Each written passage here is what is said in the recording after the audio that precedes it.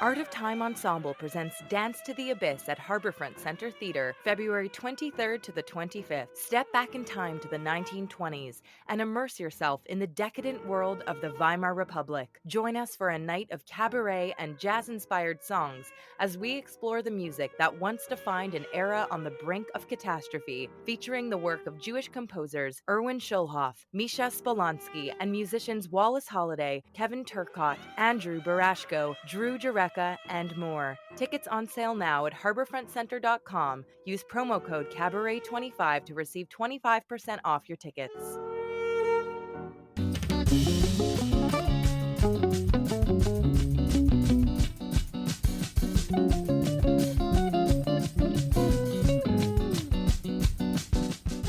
So I want to take a picture of the outside. I'm just letting you know, just to warn you, just FYI, out of courtesy, so you don't get nervous, okay? Thank you. We appreciate it. And that's what it sounded like yesterday when I went to the constituency office in Thornhill of MP Melissa Lantsman. She's the deputy leader of Canada's Conservative Party and a proud, outspoken supporter of Israel. Her office staff told me they were closed because earlier on Wednesday they found the glass storefront papered with at least 7 posters saying things like "Stop arming Israel," "Blood on your hands," "Fund UNRWA now." One poster blamed Israel for blowing up all the hospitals in Gaza, another for killing 13,000 civilians, including 5,000 children. Another sign said, "Jews of Thornhill, our children will ask us what we did to stop the genocide in Gaza. What will we tell them?"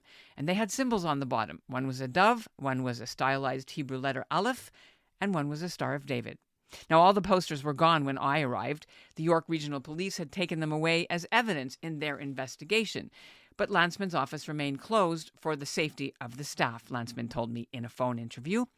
Lantsman wasn't in town when it happened. She's in Ottawa attending to parliamentary business. She told me the mobs will not silence her voice against the, quote, genocidal, homicidal, sadistic death cult of Hamas, who killed 1,200 Israelis and took hundreds more hostage, unquote. Lantsman blames the Liberal government for letting the mob rule, and she says the Hamas message of killing Jews has been allowed to flourish in Prime Minister Justin Trudeau's Canada, with deafening silence, she says, from every leader in his cowardly government, unquote. To be fair, Trudeau and some of his Liberal MPs have condemned Monday's Mount Sinai Hospital protest, including Toronto MP Marco Mendicino, who represents a riding where a lot of Jewish voters live. This was him rising in the House of Commons Tuesday, speaking out about the hospital protest. Ironically, this sacred ground of healing was the target of an anti-Semitic protest that undermined the health and safety of the patients and medical professionals who work there. The hatred must come to an end. The attacks against synagogues, schools, businesses, and neighborhoods must stop. After that protest at the hospital, which Toronto police are still investigating, many in the Jewish community feel targeting Lantsman's office was equally out of bounds and anti-Semitic because she's Jewish. But was it, or is it just a basic constitutional right to protest? You shut down one freedom, it affects a lot of people in a lot of situations well into the future, and it sets a dangerous precedent. Similar to the kinds of shutdown of freedoms that we have seen in Quebec that are affecting many different religious minorities, including very much the Jewish community. And that's why we have to be vigilant, and that's why we have to stand up and protect that fabric, that tapestry of rights and freedoms that are all part of that package. I'm Ellen Besner, and this is what Jewish Canada sounds like for Thursday, February the 15th, 2024. Welcome to the CJN Daily, a podcast of the Canadian Jewish News, sponsored by Metropia.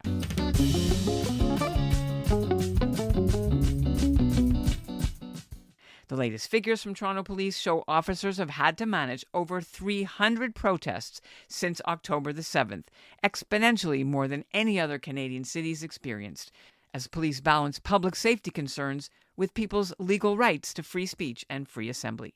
Joining me now is Noa Mendelsohn Aviv. She's Executive Director and Chief Counsel for the Canadian Civil Liberties Association. I'm also joined by my colleague Lila Sarek. She's the CJN's news editor, who led the first part of our interview, which we recorded before this week's incidents. So what I wanted to obviously talk about is the protests on Avenue Road and the police chief's ban on that particular protest. As far as the CCLA is concerned, was the chief's decision an overreach? Did he go too far? What we heard the police chief announce is a total ban on all lawful protest and on gatherings of any kind on that overpass ongoing, which is very concerning from the perspective of fundamental rights and freedoms under the Charter. Why is it concerning? So, in a free and democratic society, the question is the opposite. In a free and democratic society, the guarantees for freedom of expression, peaceful assembly, lawful protest are the default measure. These are rights and freedoms that every person is entitled to and is guaranteed to us. And if authorities, including police, seek to limit those rights and freedoms, the onus is on them to justify it, to demonstrate that there is a need, and to limit the right as little as possible in order to try and uphold the fundamental rights and freedoms, while they are also balancing that against, other factors that may come in, such as flow of traffic, such as individual and community safety, all of which are also important things that they have to balance. So the community, I know, has said they feel that this was an anti-Semitic protest, that this is a neighborhood where Jewish people live. This is not a place where Israeli policy is decided. They should go down to the consulate. So how do you balance that concern about intimidation and anti-Semitism with the freedom of expression?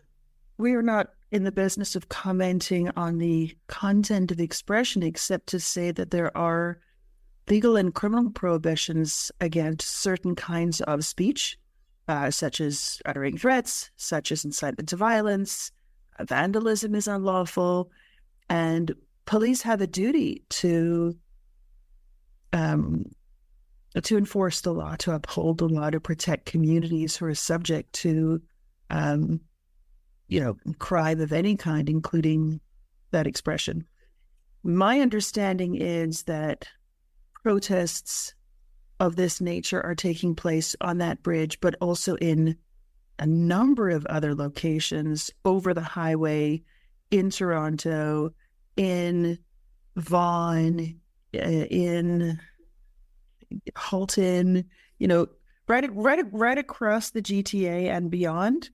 And, the choice of an overpass as a highly visible spot over a highway makes sense. The purpose of protesters is to be heard and to have their voices heard.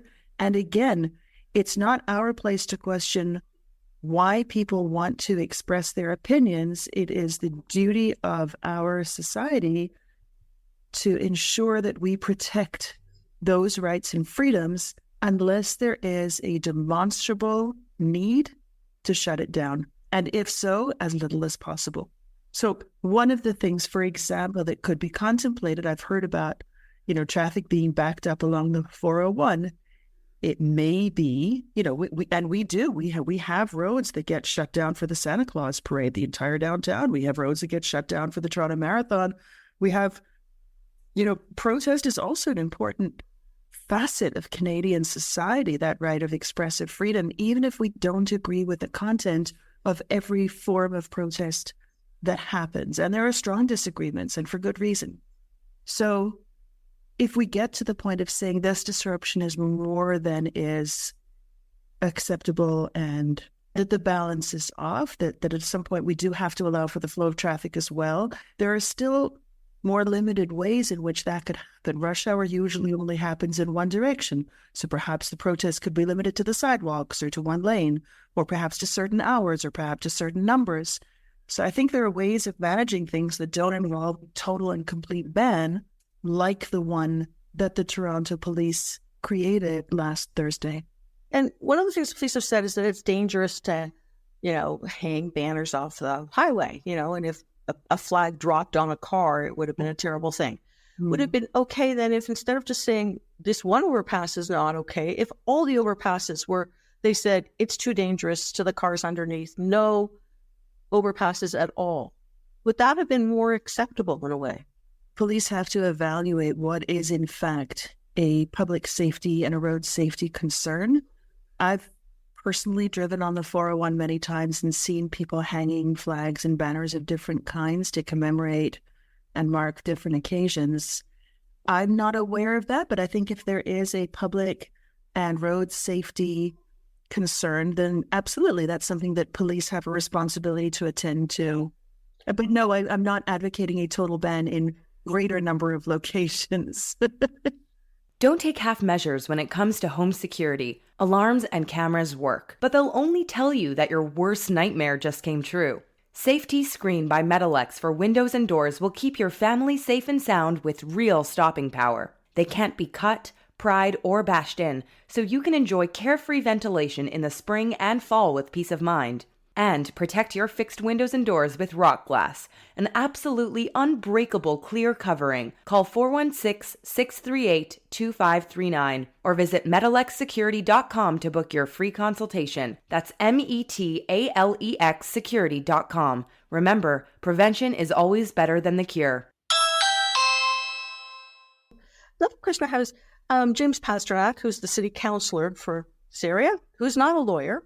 He's talking in general about the protests, not just on Avenue Road, but the protests outside Cafe Landwehr and Aroma and a lot of that. He says, this is not charter-protected speech. This is hate speech, but he's not a lawyer.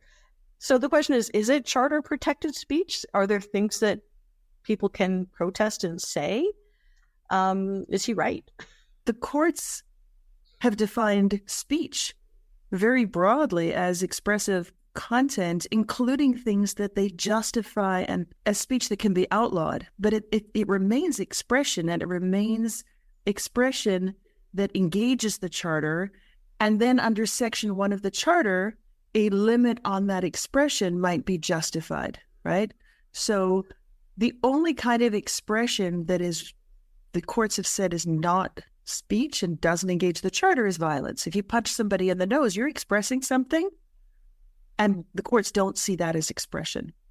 But if you utter a threat, that is expressive content, that is speech, and our criminal code bans it. And I think most people would agree that that kind of ban is justified. And the charter allows for those kinds of minimally impairing limits on freedom of expression where it is necessary and justifiable. You look very confused, Ellen. Can I help you out here?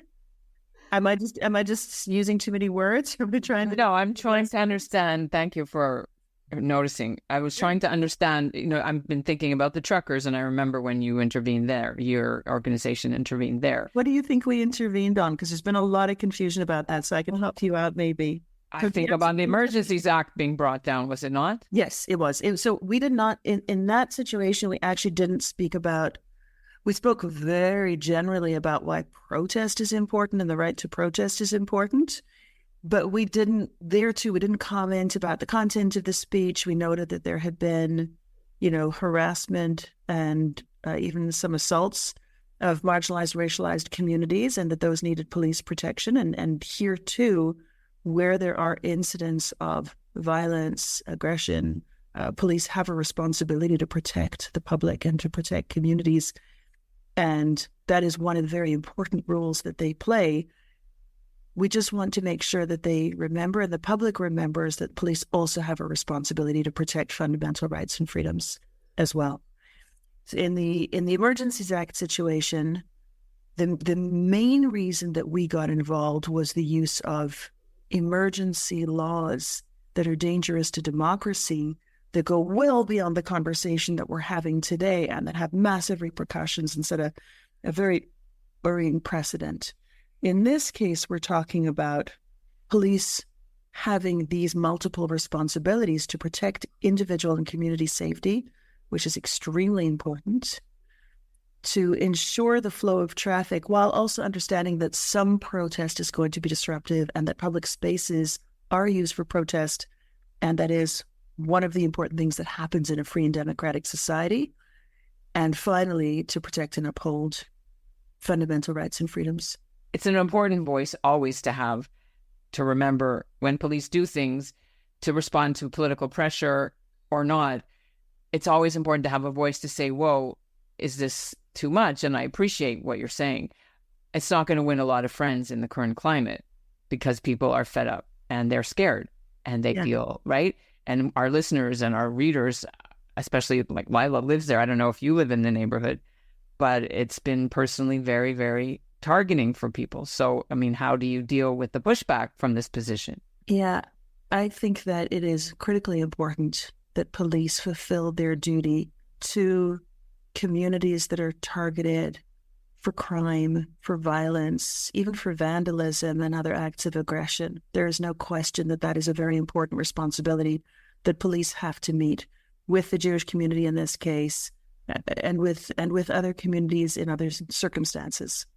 I guess what I'm also concerned about, though, maybe not concerned, I think the point is that marginalized communities and minority groups, again, including the Jewish community, need freedom of expression, need the right to protest in order to uphold those groups' rights. The Human Rights Code that protects the right to equality was won through people pushing for it and creating pressure to ensure that what had existed in Canada before, which was lawlessness when it came to discrimination. It used to be lawful to put up a note saying, we want girls in our typing pool, we want men to do our sales. It used to be lawful in this country to say, no Jews allowed in stores.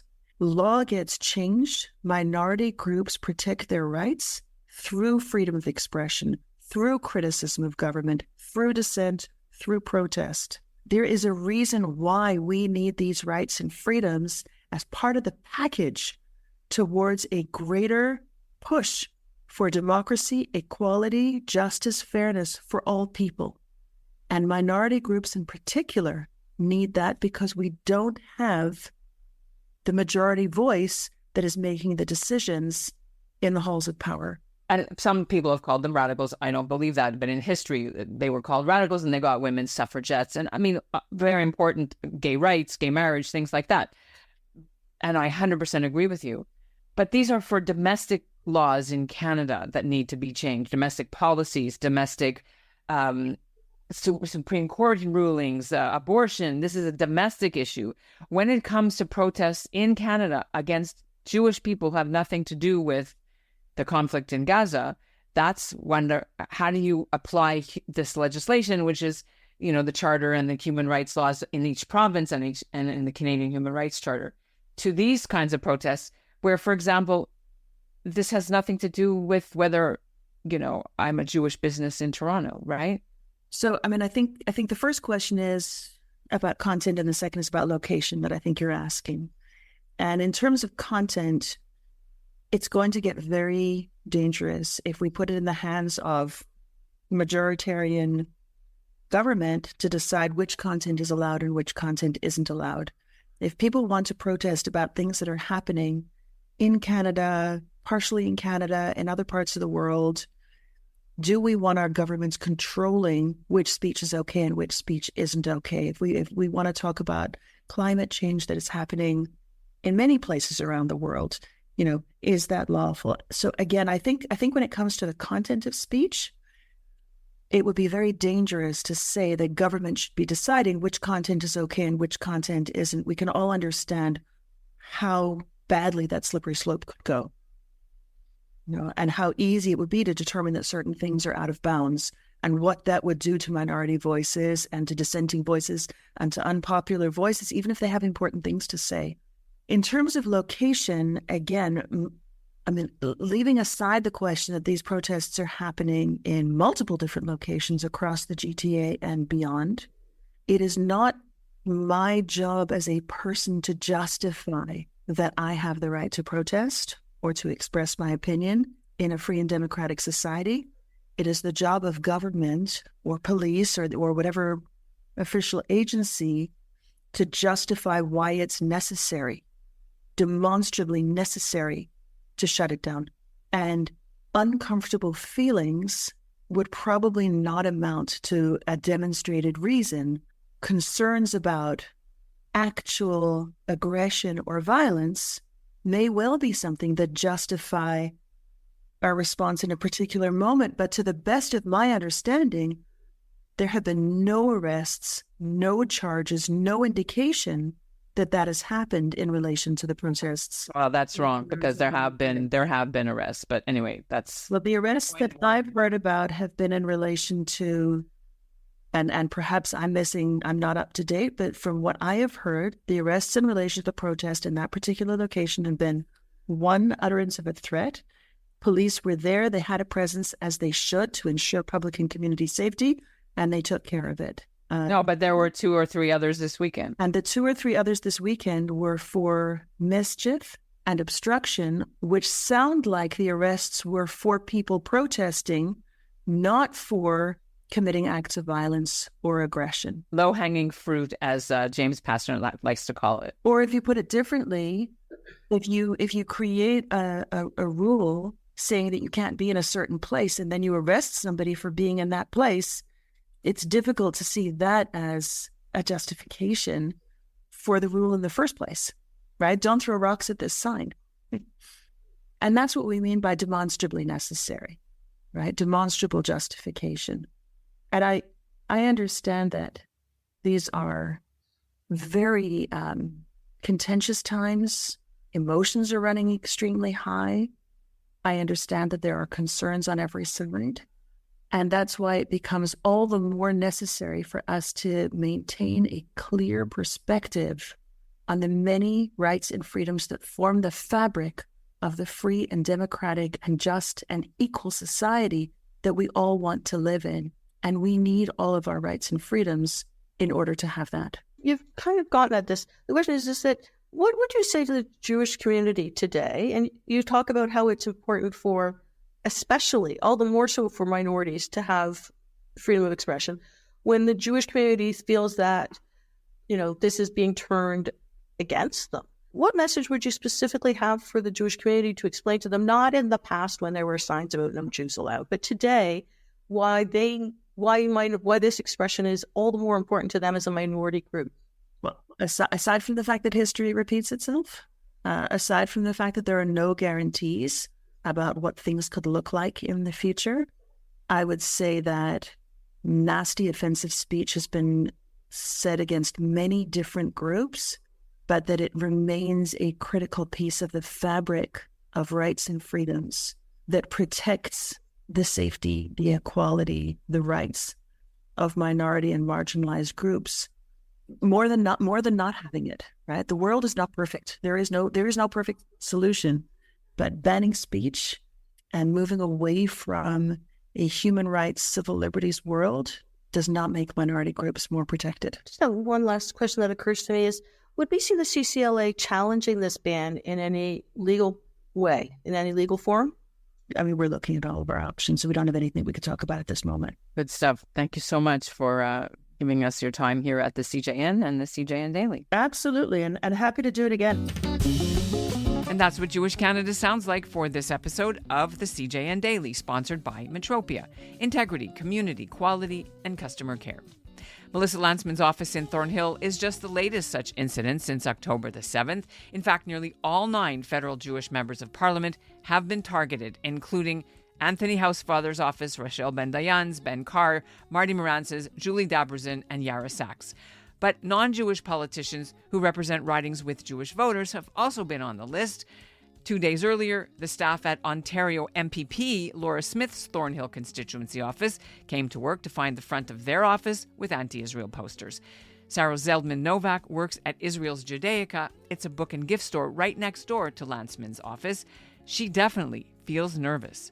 I mean, we upgraded our security just to be safe. And of course, we're being more vigilant and keeping an eye out. And yeah, it's for sure on our minds. Why did the protesting at the hospital bother you? More because they're starting to affect public buildings and do things to public places, and like doing rallies and protests are, speaking your rights and are one thing. But when you start to plaster and touch other private property, to me, that's a different level. And what would you want done, if anything? More security. Security, I mean, certainly, and prosecution if they catch the people who are doing it. Thanks for listening to the CJN Daily.